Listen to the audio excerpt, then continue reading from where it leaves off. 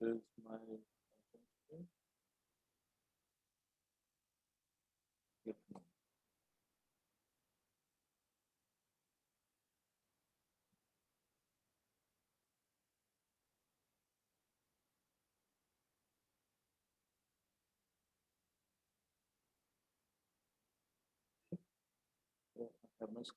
okay.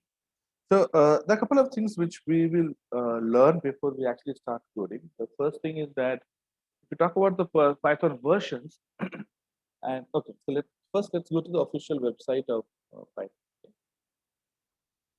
Okay.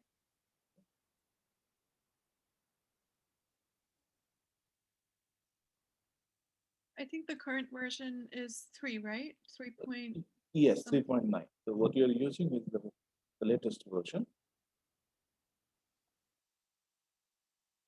If I go to python.org, this is the official website of Python. Okay, and you get a lot of resources here. So you have documentation, downloads. So so as you said, 3.9.2 is the latest version. Your Mac would have come with pre-installed Python. Okay, so in fact, when you're running on the command line, and I'll show you what command line is, you have to say Python 3 or pip 3, because if you just say Python or if you just say pip, it will take the Python 2. Okay, so all the Mac that comes with pre-installed Python, which is Python 2.x. Okay, Python 2.x is the older version. Okay, which is very very different from what we are using today, which is Python 3.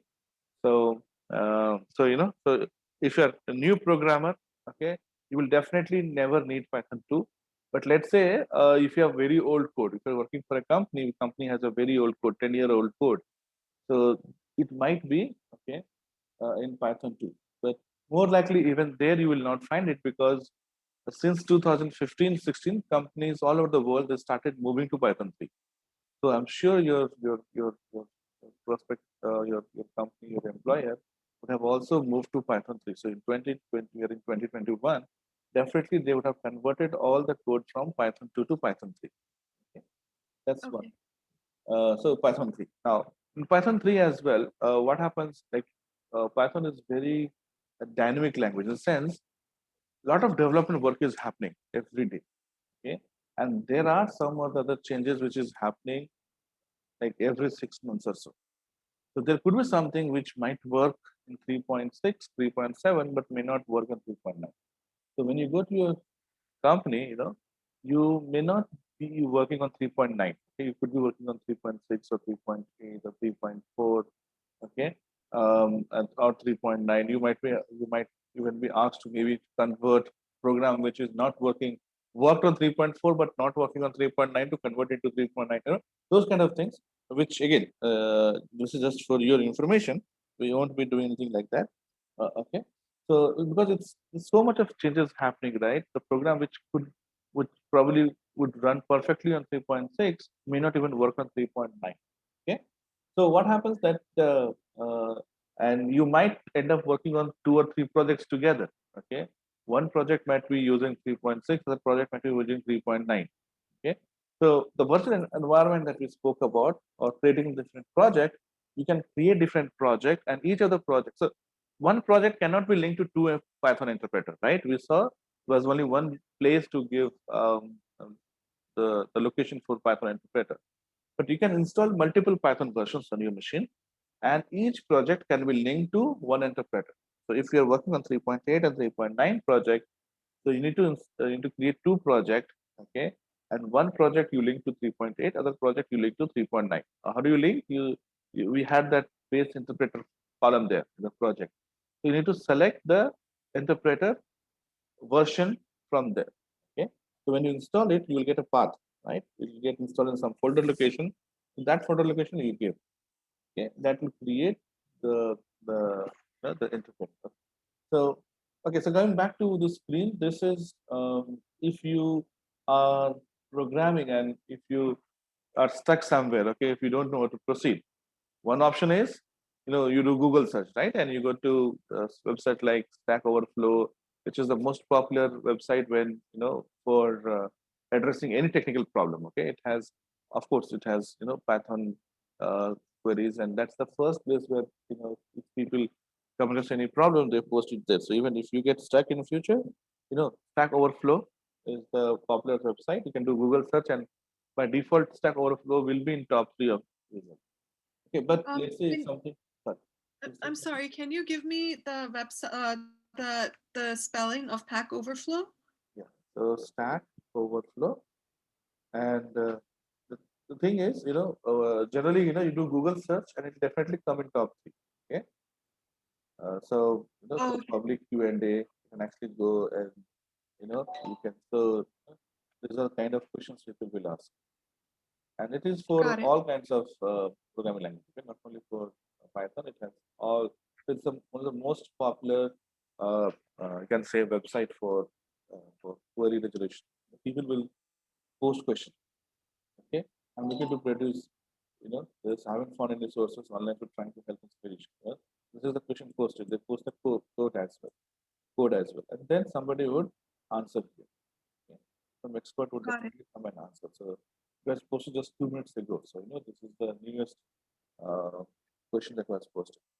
So then you will have somebody coming in and posting the solution, and you will be able to, you will be able to see the solution. That's Got it. But if you want to do it from scratch, this is the documentation. Okay, and this is the official documentation site. When you click it, it'll take you to python.org/doc.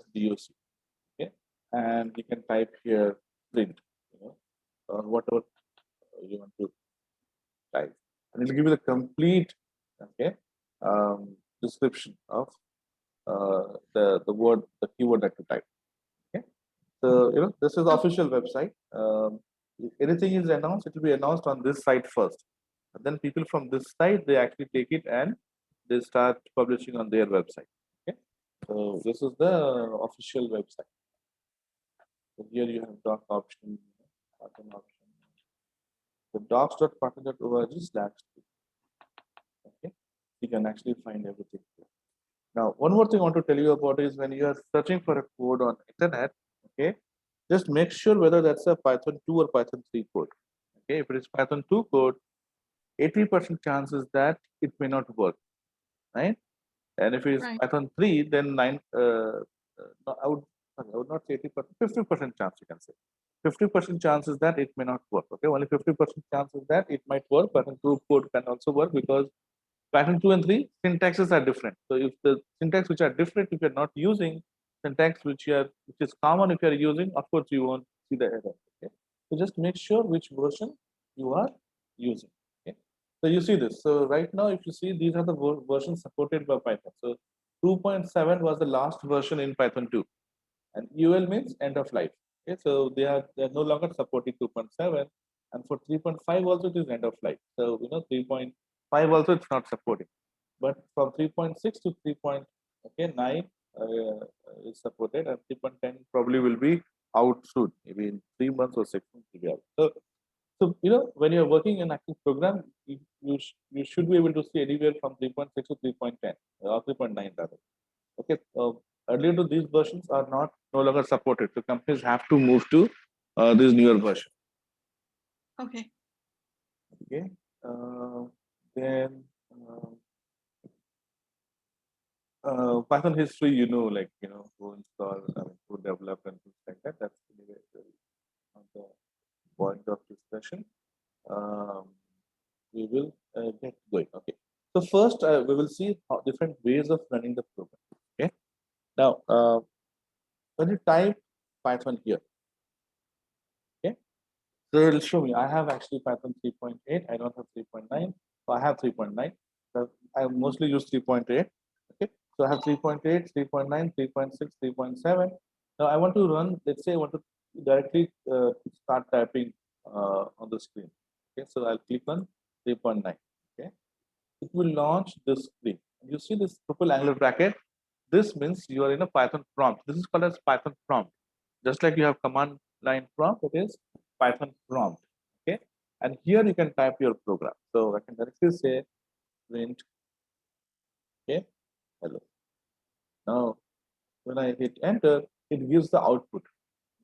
Here, okay, it is not very user friendly, and that's why we need PyCharm like IDEs. Okay, you have PyCharm, you have many other IDEs like PyCharm. So PyCharm is probably one of the most popular. You'll have Jupyter Note, you'll have Colab. These days, where Google has launched Colab.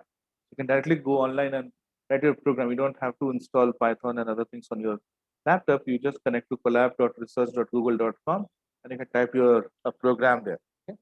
So you can have Google Colab. You have other IDs like um,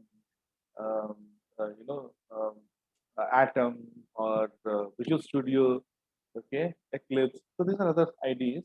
So what advantage is that that you get from using the IDs is that it gives you a great UI feature. Becomes the program becomes very easy. I could do program here, but it's so difficult. Okay, one second thing is if you have to write multiple lines, okay, after every line, it executes. It doesn't wait for me to enter. If you remember doing your C++ program, you could write 10 lines of code, 20 lines of code, then you execute it. Here, it is executed line by line.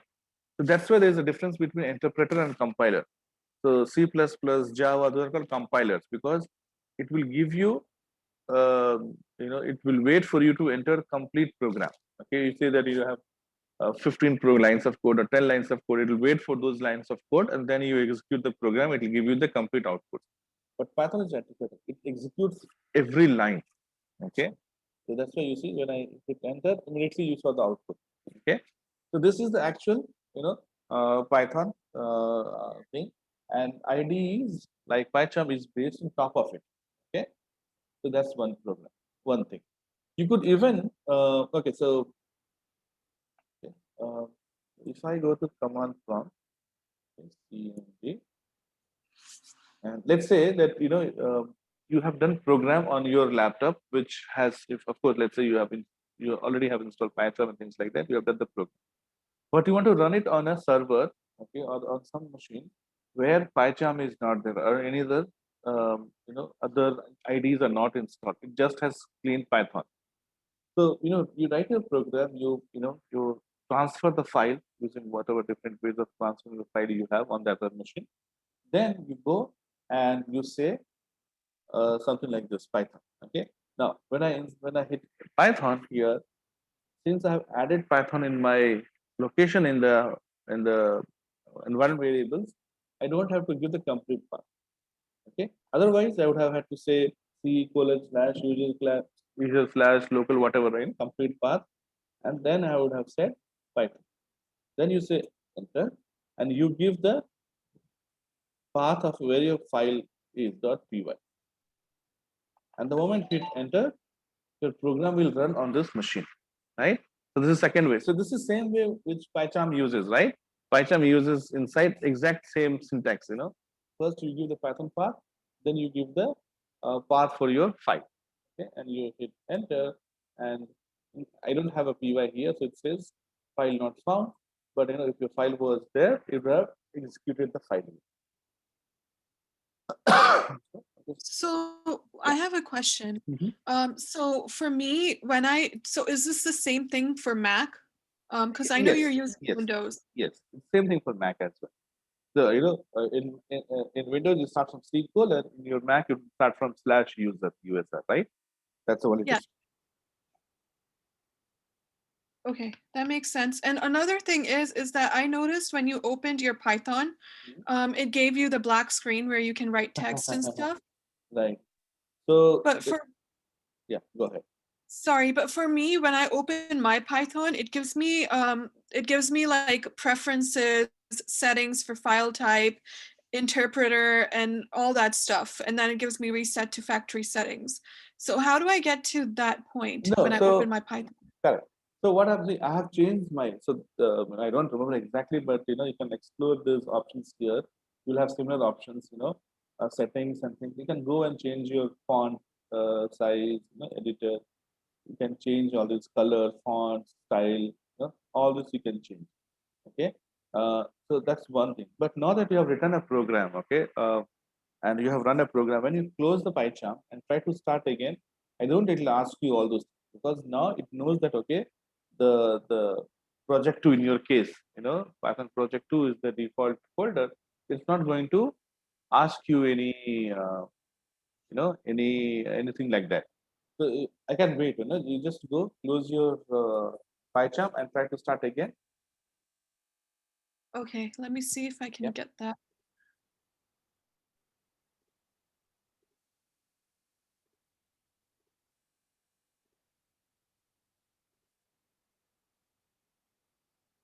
So I click Python launcher.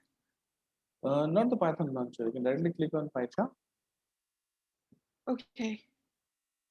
The that one that you showed me, right? You had a PyCharm icon there, PyCharm icon, and Yeah, so I go back to the main screen, but I got confused because when I saw you click the Python in your laptop, it gave you a black screen and it okay, automatically. sorry. That was a Python prompt. Okay, yeah, So even you go to your folder location, you type Python 3, you will get it. Okay, so what I've done here, so you go to your location. Okay, so let's say you come to any of these locations, right? You'll have user slash, and here you type Python.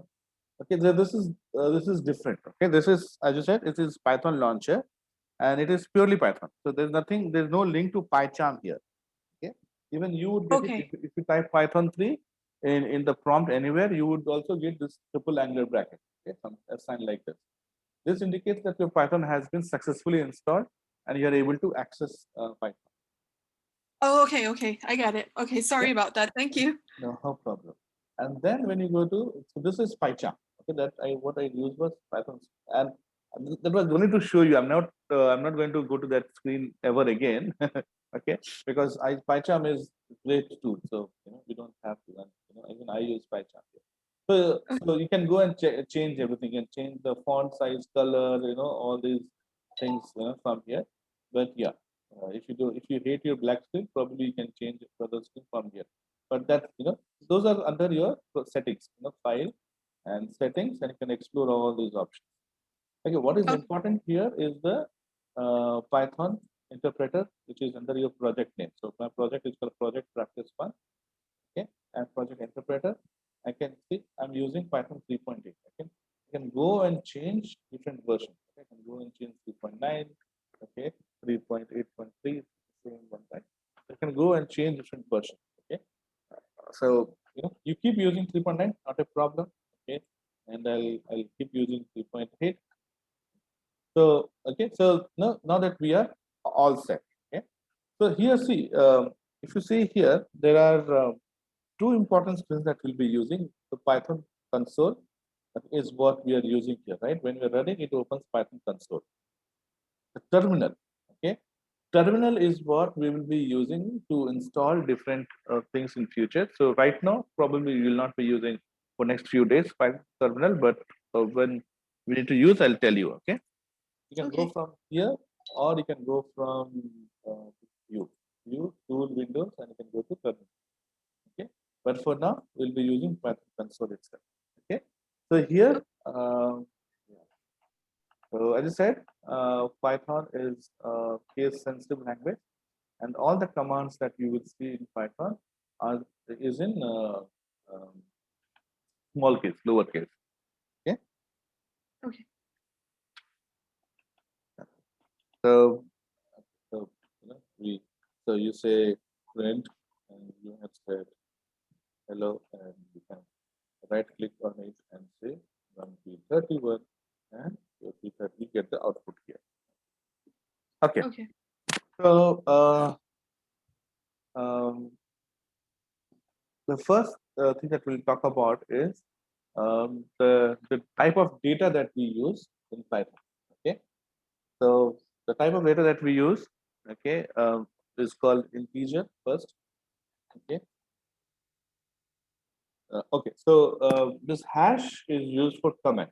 Okay, so when you put this hash, what it means is you're telling the Python interpreter, okay, you're telling the Python or Python interpreter that whatever I'm going to put after hash is comment, okay, and comment is only for us human being. It is not for Python to run. So you're saying that this comment you ignore, don't execute, okay. This is only for a reference, and this is good practice to write comments. Okay, because let's say if you have written your program and I have to use your program, the comment will tell me what logic you have used or have you built your program. So it's going to help. It's like a help text basically inside the program. Okay, so it is always good practice to use code comments, and this we call it as one single line comment because I can put anything here, and then when I hit enter, my program is ready to be executed. Okay, Okay. so this is comment, and this is even let's say generally even we when we visit our own program after let's say a break after 1 year or even 2 months or 3 months, you will forget what you had done before, right? So it is Right. also a reminder for self that how I kind of built my program. So this is good way to write comments. Okay, I just say comment. Okay, so talking about data types or type of data that will be used, we'll talk about the primitive or the basic data type. Okay, basic data type. The first one that we come across, as you said, numbers. Okay, so first one is numbers, and you have integer numbers. Okay, and float Right. numbers. Integer are your uh, the, the whole number without decimal part, like 4, 6, 9, etc. Float has decimal point. Okay, so 6.0 is also a float. Okay, though it is evaluated to be 6, but 6.0 is your float type. Okay, and you can have 4.5 or 6.8, whatever, right? So these are Right. your float types. Now the third data type is called string. String is your text. Okay, and which means that it is always enclosed in quotation. So later we'll see that it can give uh, single quotation, or you can use double quotation. You can use triple quotation as well. So something like this, you can give hello here. You can give hello here as well. Right. So going back to the program that we had written before, print is a command, or it's also called as function. Okay, function means uh, and again function we have inbuilt function and user defined function. User defined function UDF. Inbuilt functions are those which are already so you don't have to make notes. I'm going to share the notes with you, a detailed note. Okay. Oh, okay. Yeah. So the reason is that I want you to concentrate and ask me questions if you have. Okay, and I'll share the complete PDF. Okay, I don't believe in presentations. Okay, because presentation hides a lot of information. Good to make a visual. If you want to make a visual impact, it is good. But if you want to do something in detail, then probably that's not a good thing. So I have created PDFs for each of the topics, and as we finish our each topic, either you give me your email ID, or if you don't want to give, that's also okay. I'll send it to Ram, and Ram will send it to you. The guy who Okay. are in the class. That makes sense. Thank you. Sorry about that. No, no problem. No problem. Okay. So coming back to this line of code. So here, okay, so I just said, right, we have functions. Functions means you write the description, or you have, program. After all, what we are doing is a program, right? And when you write few lines of code, okay, when we say print, and the print is done on the console at the bottom. So there is a logic behind print, right? So there is a set of code which is written for print. That set of code is comes with pre-installed thing. Okay, so somebody has already written the print thing. When we install Python, we already got the print code here. So that's why you call it inbuilt function. Inbuilt function means it comes with Python instruction. You have not written it. Okay. If we can also write our own function. So when we write our own functions, then it will be called as user-defined function. Okay. Point number one. Point number two. Code for print is there somewhere. We are not bothered to know. That's the property of function. You write some set of code, 10 lines of code, 20 lines of code, even 3 lines of code, and you give it a name. Okay. So you say that these three lines of code is called print, and everywhere else, okay, a different file and everywhere else, you are only calling the name of the code. That's called function. Function is basically set of code, set of lines of code for which you have given a name, and you are calling that function from somewhere else. So you have declared it or defined it once. You have declared what it would mean once, and then you are using it at multiple places. The advantage is that you are saving the time and effort, right? Because if I have not given print a name, I would have had to write 10 lines of code, which is equivalent of print, right? So I don't have to write 10 lines of code. I just call print, and it performs the operation. And after a few classes we'll talk about functions, so we will get into more about functions and how to declare, how to use all those things. But for now, it is good to understand that print is a function, okay, and inside that whatever we pass, it will print as it is, okay. One second. So print is a function, and function is always followed by the simple bracket, okay. So when you see print simple bracket, it means that print is always followed by simple bracket, okay. It is not followed by curly or square. We have to use this bracket only whenever you are using function. Whichever function you are using, it has to be followed by simple bracket, okay. So you have print, which has a special meaning. That means there are some lines of code associated with it. You have a simple bracket, okay, and you don't give space between print and bracket, okay. When print is a function, it has to be followed by simple bracket. Inside simple bracket, you pass the thing that you want to print, okay. Now how it works is, hello is a text. Text is always enclosed in a quotation, okay. So that's why when we say quotation hello, okay, because uh, hello is a text, and text is always enclosed within your quotation. You can use single, double, triple, we'll see later, but uh, I'll be using single or double mostly, okay. So it doesn't matter whether you use single quotation or double quotation, doesn't matter. So what it's saying is print. That's why we have bracket open. Inside that, I want to print a text hello. So when you print text hello, the exactly whatever you type inside will be printed here, okay. So if I print something like this, it will print exactly what is inside, okay. It doesn't use its brain. Text means whatever you enclose in quotation, exactly that will be printed. It doesn't have to, person doesn't have to see what you are printing inside the text, okay. Now, okay, so when I say here also, even though I have given a number 5, 5 is integer, but since I have given into code, it has become a string, okay. So this is string. Now if I can even say print 5, okay. Now 5 I have not given string, so this 5 is actually a number. It's treated as a integer value, okay. So see, first time when you click on run, you have to link your file name to the which file name you want to run. So once you have done that, from next time onwards, you can directly click on this, okay.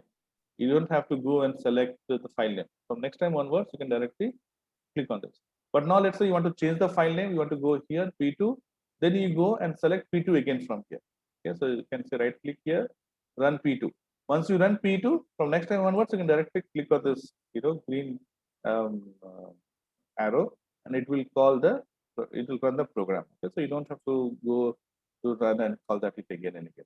Okay, you have here, you can select the file name from here, and you can say uh, arrow. So you have multiple places where you can click on run. Okay. So going back to our program, any questions so far? No. Okay. So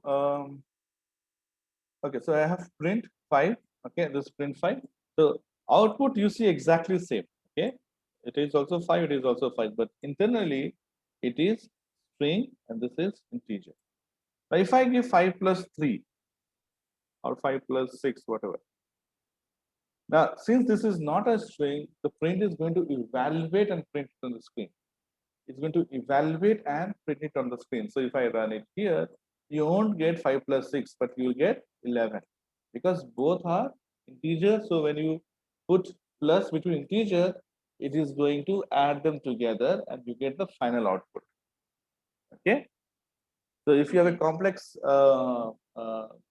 program, if you have, sorry, complex expression, okay, so these are called expressions. Okay. So this is called expression. Okay.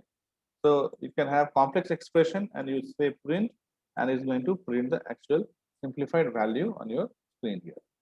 Now see the difference. If I make it as a string here, if I put them as a string here, It won't give you 11.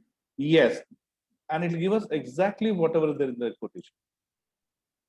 Okay, so it will Okay. give you 5 plus 6. Okay, just like this. Okay, so it's going to give you whatever you give. Okay, so one more thing is, yes, you can use single or double, but whatever you start with, same thing you have to end with. If I start with single and end with double, is not accepted. Okay, and the PyCharm gives you, because it's an intelligent editor, so it gives you this red underline thing that there's something wrong here. Okay, so missing closing quote. So whatever you start with, same thing you have to end with. So I give single quote here. So now within single quote, whatever is there, it will print. So within single quote, you have 5 plus 6 inches, let's say. You know? So you get 5 plus 6 inches. Okay. So whatever you give in the text is, sorry, in quotation is considered as text and it is printed as it is. But when you give something like this, now it will evaluate. Now, another option.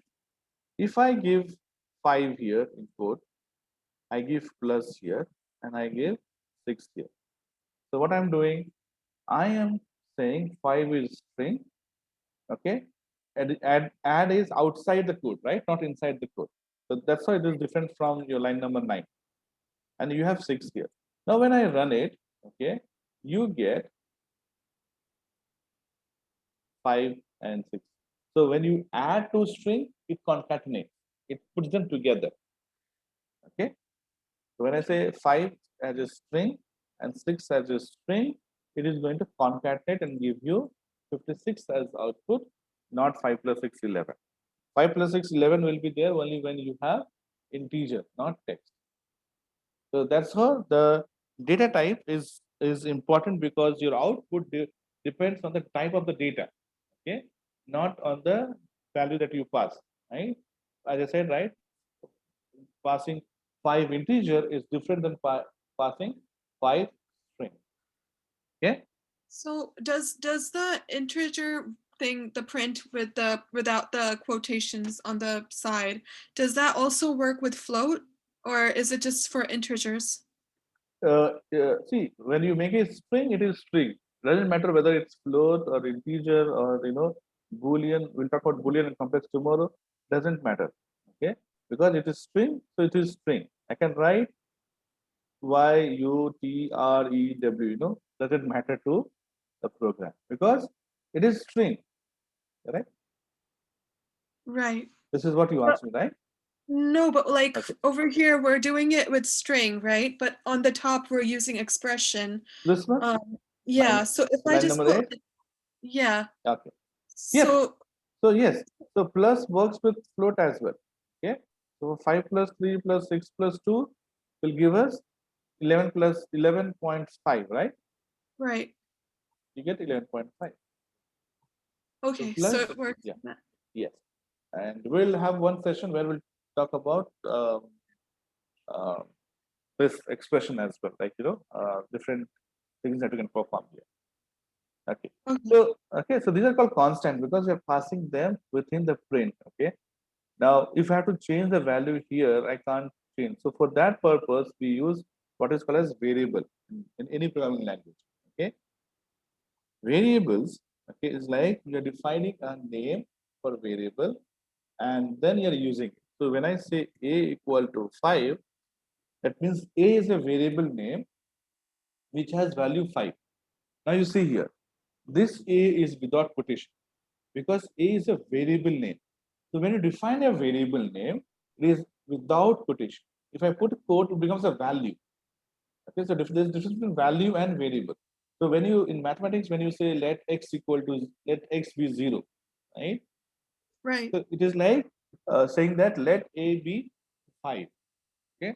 So when I say a equal to 5, it is like saying I can write a comment on same line as well. So what happens is till this point it is a valid statement, and after this point it's a comment. So it is like let's let's what did I say? Okay, uh, let's take a as 5 or something like that. That's what it means. That means a is a variable name. It is a name, and whenever I call it, it will print the value of the a. So when I say print a, and when I run it, okay, it's going to print 5. Okay. Okay, because a is a is a variable. Okay, a is not a text. A is a variable. So somebody who's new to program, right, they get confused between string, variable names, and other things. Okay, so when I don't put code, when I put code, it is string by default. Okay, whatever you put inside doesn't matter. When you put code, it is a string. When you don't put a code, then you have to look at it. If it is a number, that means it's a number integer. When you see a text like this, 100% it is a variable name, and this has to be defined before you print.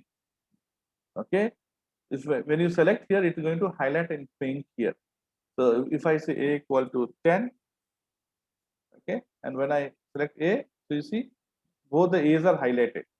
This is a property of PyCharm, okay, not the Python. It tells you that when you are using a, these are the places where you have defined or you have given the meaning to a. Okay, and the execution of the lines of code happens in sequence, right? So here you have line number 1 that will be called first, 2, 3, 4, 5, 6 are quotations is going to ignore. After 1 you get 7, 8, 9, so on. Okay, so at Right. line number 10 the value of a is 10. If I do print a, here you get 10, but here I'm changing the value again. So till line number 12 value of a will be 10. In line number 13, a becomes 5. This is where I'm changing the value. You can change the value, okay? You can change the value of a variable any point of time you want to. So at line number 13, I'm changing it to 5. So when I say print a, it is going to print 5 and not 10, okay? Because 10 was earlier up to line number 11 only.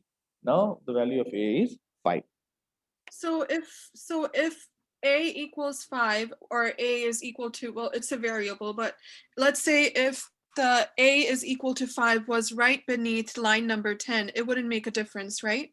No, because when I say a, it's going to look for the um, immediate, not immediate, the previous value of a. For example, if I delete this, okay, and when I run it, okay, it's going 10. So it's so when I declare a, it's going back. Where did I find? Oh, it found in line number 10, it stops there, right? So it'll give you, so you can define a and then you can have 20 lines of code and then you print a, it will still give you the value which was 20 lines code ago. So wherever like just the previous value, okay, and it can go up to beginning of the program. And let's say if you don't define it, okay, I give comment here. Now when I run it, it says a is not defined. Okay, that's Okay. an error. Okay, name error. A is not defined because you are using a, but what is the a? You are no, you did not assign the value to x. And you are saying x square, right? Or in Right. your program, you are saying x plus 5. But x you have not declared. So when you say x equal, let x equal to 0, and then you say x plus 5, it will be 0 plus 5, right? So it tells Right. you that a is not defined, and you can't use it like Right. Okay. That makes sense. that. Okay? So I go and so so one thing I wanted to ask you, Kashi, is that how long are you comfortable to take this class? Like usually scheduled for 1 hour. You want it to be 1 hour, you can extend to 1.5 hours or so. I'm okay. I don't know how long you're available. I'm okay with 1.5 hour, and I'm okay with 1 hour. Okay. However many hours you're okay with. Um, I know it's the first class, so if you want to do 1.5 hour, that's fine. But if you want 1 hour, that's fine too. All right.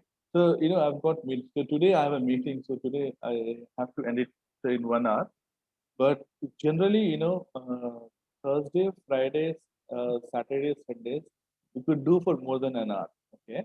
Monday, Tuesday, Wednesday. Right now, I've got other office meetings, so I had to end. Today also, I've got a meeting which is one of it, not regular meeting. So today I'll be ending. But generally, well, let's go for 1.5 hours because see, 10 15 minutes will go away in discussion and things like that. So 1 hour would be too less, and let's try for 1.5 hours from tomorrow. And if you find it difficulties, it's too long, then we'll come back to 1 hour. Okay, no problem. Okay. That's And fine. yeah, and second thing is which all days you want the classes to be? Like Um, coming to 7 days, 5 days, 6 days. I'm okay with doing it 7 days as well. Okay, Because I do want to learn a lot, and there's a lot that's going on with correct, comments and integers and floats and strings, and right, everything was just like a 1 hour today. right, Um, but if if there is like a change in your schedule, or if there's like an issue with your schedule, then it's really up to you. Because I'm correct. So yeah, because even I'm yeah, go ahead, sorry. sorry, because I'm at home right now, so I'm all right. I don't have much to do, but I know you might be working, so it's really up to you. Yeah, sure. So so I think for now, even 7 days work for me. So let's plan for all 7 days a week, okay? And let's say if you have some other work or if I get some other work, we'll inform each other in advance, right? So we can Perfect. let Ram know that you are not available. I'll let Ram know that I have got some work and I'll not be available, so that we are I aware. don't know who Ram is though. I spoke with Miss Tanya. I don't know Ram's Oh, so number you or spoke to Tanya, Tanya spoke to Ram, Ram spoke to me. So Okay, perfect. Ram, so Ram is a contact point for them in India, and he is, he has contact with faculties like me. So Tanya Okay. would tell Ram that I need faculty for Python, I need faculty for something else, and then Ram will connect the session. Ram will talk to you. I mean, generally talk to me and get all the details and things like that. So yeah, I think the who sent you the Zoom link to you? Um, Tanya. Tanya? Mr. Venkateswar something. Right, right, right. So yeah, Mr. Venkat. So he's uh, Venkat Ram or something like that. Yeah. So we call him as Ram. So yeah, the same guy. Same guy. Oh, okay. Yeah. He's And the same. you will be my teacher every single day, right? Yes, I'm yes, yes, yes, changing teachers. yes, yes. Okay, So perfect. Because you go with my flow better than anybody else. sure, sure. And of course, like this is like if you want me to repeat something, I'll repeat. If you think I'm going slow, you can ask me to speed up. If you're moving fast, you can ask me to slow down. Right? So those things will take, as we go along, we'll tell each other if there is a problem, right? So that we can fix and we can continue uh, to do the job. Okay? Perfect. That's fine. So we're going to meet tomorrow around the same time, Same time. around 7:30. Yes, yes, Okay, that's perfect. sure. And maybe we'll extend for half an hour tomorrow. So we'll do some. Okay, that would be fine. That would be actually much better.